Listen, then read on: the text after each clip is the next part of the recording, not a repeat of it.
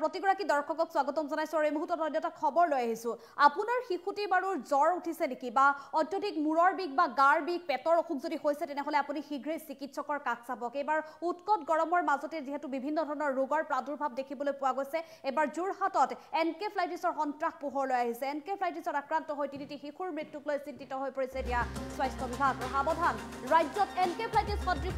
ৰোগৰ সন্ত্ৰাস দেখিবলৈ পোৱা গৈছে এবাৰ ৰাজ্যত এনকেফ্লাইটিছ সদৃশ ৰোগৰ সন্ত্ৰাস দেখিবলৈ পোৱা গৈছে এনকেফ্লাইটিছ সদৃশ ৰোগত আক্ৰান্ত হৈ তিনিজনৰ মৃত্যুৰ ঘটনা পোহৰলৈ আহিছে জ্বৰ গাৰ বিষ পেটৰ অসুখ হলে আপুনি কাষ চাপক চিকিৎসকৰ আপুনি যদি জ্বৰ গা বিষ বা পেটৰ অসুখ হৈছে তেনেহলে আপুনি শীঘ্ৰে চিকিৎসকৰ কাষ চাপক বিশেষকৈ শিশুসকলৰ মাজত এই ৰোগ অধিক সংক্ৰমণৰ আশংকা কৰিছে চিকিৎসকসকলে যোৰহাট মেডিকেল কলেজত তিনিটাকৈ এনে ঘটনা পোহৰলৈ অহাৰ পিছতে এতিয়া চিন্তিত হৈ পৰিছে চিকিৎসক উৎকট গৰমৰ মাজতে এনকেফ্লাইটিছ সদৃশ ৰোগক লৈ আশংকা প্ৰকাশ কৰিছে চিকিৎসকে জেএমচিএইচত এই ৰোগত আক্ৰান্ত হৈ তিনিটি শিশুৰ মৃত্যুৰ হোৱাৰ খবৰ পোহৰলৈ অহাৰ পিছতে চিন্তিত হৈ পৰিছে ৰাজ্যৰ স্বাস্থ্য বিভাগ গোলাঘাটৰ টিপুজান শিৱসাগৰ গেলেকী আৰু যোৰহাটৰ ঠেঙালবাৰীৰ তিনি শিশুৰ মৃত্যুৰ ঘটনা পোহৰলৈ আহিছে লৈ আহিছো এই মুহূৰ্তত এটা বিশেষ খবৰ বিশেষকৈ ৰাজ্যত এতিয়া উৎকট গৰম শিক্ষাৰ্থীসকল বিদ্যালয়লৈ অহা যোৱাৰ ক্ষেত্ৰত যথেষ্ট কষ্টৰ সন্মুখীন হ'ব লগা হৈছে আৰু এই উৎকট গৰমৰ মাজতে এতিয়া যথেষ্ট যিহেতু তাপমাত্ৰা বৃদ্ধিৰ বাবে এবাৰ শিক্ষা বিভাগৰ তৰফৰ পৰা ছাত্ৰ ছাত্ৰীসকলৰ স্কুল আৰম্ভ হোৱাৰ বা পাঠদান আৰম্ভ হোৱাৰ সময়সূচী পৰ্যন্ত সলনি কৰি দিব লগা হৈছে আৰু উৎকট গৰমৰ বাবে এতিয়া বিভিন্ন ৰোগৰ সংক্ৰমণ দেখিবলৈ পোৱা গৈছে ৰোগৰ প্ৰাদুৰ্ভাৱ দেখিবলৈ পোৱা গৈছে বিশেষকৈ সৰু সৰু কণ শিশুসকলৰ মাজত এই ৰোগৰ প্ৰাদুৰ্ভাৱ অধিক দেখিবলৈ পোৱা গৈছে বিভিন্ন ৰোগত সংক্ৰমিত হোৱা পৰিলক্ষিত হৈছে জ্বৰ হৈছে চৰ্দি হৈছে কাহ হৈছে পেটৰ বিষ হৈছে মূৰৰ বিষ হৈছে আৰু পেটৰ অসুখো দেখিবলৈ পোৱা গৈছে এনে ৰাজ্যৰ কেইবাটাও প্ৰান্তত দেখিবলৈ পোৱা গৈছে এইবাৰ যোৰহাটত এনে ঘটনা পোহৰলৈ আহিছে কিয়নো তিনিটাকৈ শিশুৰ মৃত্যুৰ পাছতে এই ঘটনা পোহৰলৈ আহিছে আৰু এই তিনিটাকৈ শিশু এনকেফ্লাইটিছ সদৃশ ৰোগত আক্ৰান্ত হৈ মৃত্যু হোৱা বুলি ইতিমধ্যে যোৰহাট চিকিৎসা মহাবিদ্যালয়ৰ চিকিৎসা বিভাগৰ তৰফৰ পৰা এই কথা স্পষ্ট কৰি দিছে যে এনকেফ্লাইটিছ সদৃশ ৰোগত আক্ৰান্ত হৈ তিনিটাকৈ শিশুৰ মৃত্যু হৈছে আৰু এই বিষয়টোক লৈ এতিয়া চিন্তিত হৈ পৰিছে ৰাজ্যৰ স্বাস্থ্য বিভাগ বিশেষকৈ যোৰহাটৰ সকলো লোককে এতিয়া সাৱধান কৰি দিছে যোৰহাট চিকিৎসা বিভাগৰ তৰফৰ পৰা গোলাঘাটৰ বিভিন্ন অঞ্চল যোৰহাটৰ আৰু শিৱসাগৰ কেইবাটাও অঞ্চলৰ কথা ইতিমধ্যে পোহৰলৈ আহিছে গতিকে এই তিনিটাকৈ শিশু যিহেতু যোৰহাটৰ আছিলে শিৱসাগৰ আছিলে গোলাঘাটৰ আছিলে আৰু তাৰ পিছতে এনেধৰণে স্বাস্থ্য বিভাগৰ তৰফৰ পৰা এই সতৰ্কতাবাণী জাৰি কৰিছে গোলাঘাটৰ টিপুজানৰ আছিলে শিৱসাগৰ গেলেকী আৰু যোৰহাটৰ ঠেঙালবাৰী এই তিনিটাকৈ শিশু যোৰহাট চিকিৎসা মহাবিদ্যালয়ত ভৰ্তি কৰোৱা হৈছিলে জ্বৰ হোৱাৰ বাবে ভৰ্তি কৰা হৈছিলে জ্বৰ আৰু ডায়েৰিয়াজনিত ৰোগত আক্ৰান্ত হোৱাৰ বাবে চিকিৎসালয়ত ভৰ্তি হৈ আছিল কিন্তু চিকিৎসালয়ত চিকিৎসাধীন অৱস্থাতে তিনিটি শিশুৰ মৃত্যুৰ পিছতে এতিয়া যোৰহাট স্বাস্থ্য বিভাগৰ চিকিৎসালয়ৰ তৰফৰ পৰা ইতিমধ্যে চিকিৎসা বিভাগৰ তৰফৰ পৰা এই কথা স্পষ্ট কৰি দিছে চিন্তিত হৈ পৰিছে বিশেষকৈ শিক্ষাৰ্থী সৰু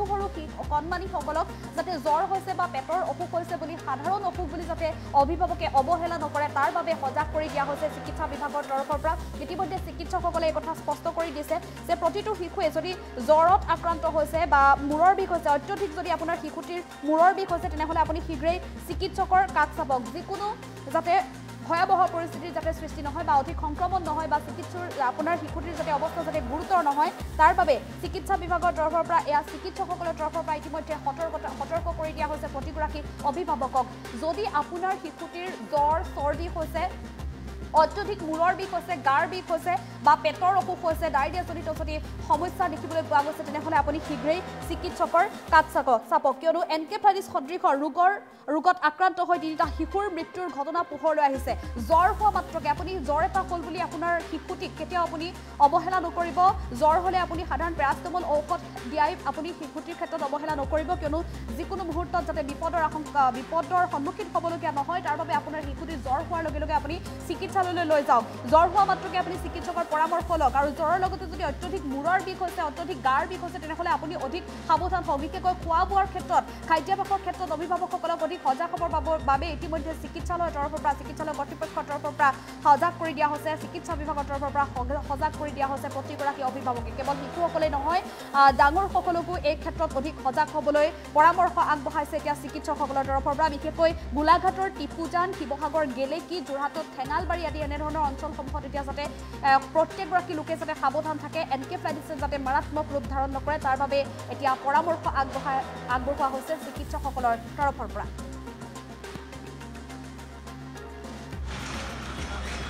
নহয়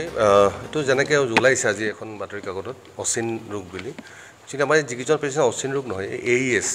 একিউট এনকেফেলাইটিক চিণ্ড্ৰম য'ত পেচেণ্টৰ জ্বৰ হয় আৰু আপোনাৰ চিজাৰ লৈ আহে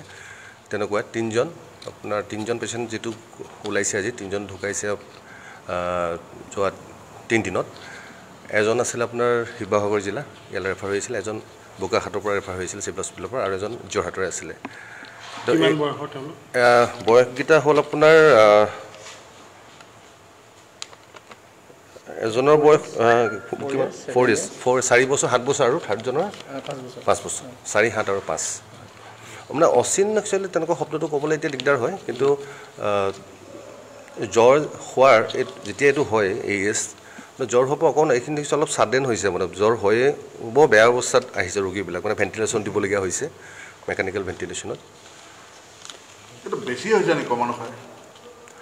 না এইটো ছিজনত আমি ৰেডি থাকোঁ আমি এক্সপেক্টেড যে এইটো ছিজনত যে আহে তেনেকুৱা AES কেছবিলাক বেছি মানে এতিয়া ক'ব দিগদাৰ এতিয়া আৰম্ভ হৈছেতো আমি চাব লাগিব সময় শিশুৱে আক্ৰান্ত হয় নে ডাঙৰ হয় ইয়াত ডাঙৰো হ'ব পাৰে মানে কুইকলি এফেক্টেড হয় এইবাৰ হয় কুইকলি হয় আৰু মানে আপোনাৰ সময় আনকে যদি আমি আগৰ তুলনাত কৰি চাওঁ তো এইবাৰ অলপ কি হৈছে জ্বৰ হোৱাৰ পৰা যেতিয়াৰ পৰা অলপ সোনকালে মানে পেচেণ্টবিলাক ডিটেৰিয়েট কৰা আৰম্ভ কৰিছে আমি অলৰেডি আমাৰ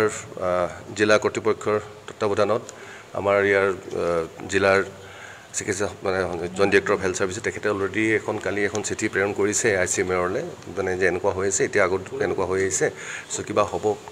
মানে অকণমান তেখেতলোকৰ ওপৰলৈ আমাতকৈ ওপৰৰ হেৰিটো তো অলপ চাব দিছে কি হয় হয় চেম্পল নহয় চিঠি প্ৰেৰণ কৰিছে লিখি দিছে হয় বিষয়টোৰ ওপৰত নহয় গৰম এইটো সাধাৰণতে এই বস্তু এইটো ছিজনতে হয় ঠাণ্ডাত ইমান নহয় এই গৰম ছিজনতে এতিয়া স্পষ্ট কথা ডাঙৰতকৈ শিশুসকল খুব শিশু হয় সাৱধান থাকিব লাগে শিশু আক্ৰান্ত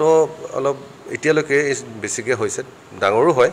কিন্তু আপোনাৰ সংখ্যাটো অলপ কম কিমান ঘণ্টাৰ ভিতৰত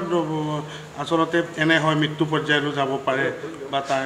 তেনেকুৱা কোনো নিৰ্দিষ্ট ঘণ্টা হেৰি বুলি নাই একচুৱেলি দুটামান কথা থাকে ধৰি লওক আপোনাৰ যিখিনি ৰোগী আমাৰ তেনেকৈ আহে সৰু শিশুটো অভিভাৱকে লৈ আহে তো একজেক্ট ডিউৰেশ্যনটো আমি অলপ গম পাবলৈ দিগদাৰ কিমান দিনৰ পৰা জ্বৰটো হৈ আহিছিলে ইয়াত এতিয়া কেতিয়াবা কোনোবাই কয় সঠিকমতে আমি কয় কোনোবাই কেতিয়াবা গম নাপায় এনেকৈ দেৰিকৈ মানে সেইটো এটা কথা আমি চাব লাগিব আমি আৰু অলপ সজাগতা পাতিব লাগিব মানে পেৰিফেৰীত আমি অলপ মানুহবিলাকক বেছি সজাগ হ'বলৈ ক'ব লাগিব আৰু আপুনি যিটো কথা ক'লে তেনেকুৱা নিৰ্দিষ্ট হেৰি নাই কিন্তু আমি এইবাৰ দেখিছোঁ যে এইবাৰ আমি যেতিয়া ইয়ালৈ আহিছে সোনকালে পেচেণ্ট আহোঁতেই মানে বহুত বেয়া হৈ আহিছে হয় জ্বৰ হ'লেই তাতে লৈ আহিব বুলি নকওঁ ওচৰৰ ডক্তৰক জ্বৰ হোৱাৰ লগে লগেই কনচাল্ট কৰিব লাগে আৰু কেনেধৰণৰ চিম্পটমে দেখা দিয়ে যাৰ বাবে অভিভাৱক সাৱধান হ'ব পাৰিব সাধাৰণতে জ্বৰটো জ্বৰৰ পিছতে বাকীখিনি ধৰক মিৰ্গি আহিলে বেমাৰ যেনেকুৱা আমি চিজাৰ বুলি কওঁ তেনেকুৱা সেইখিনিতো আৰু ৰখিব নালাগে তৎক্ষণাতভাৱে লৈ আহিব লাগে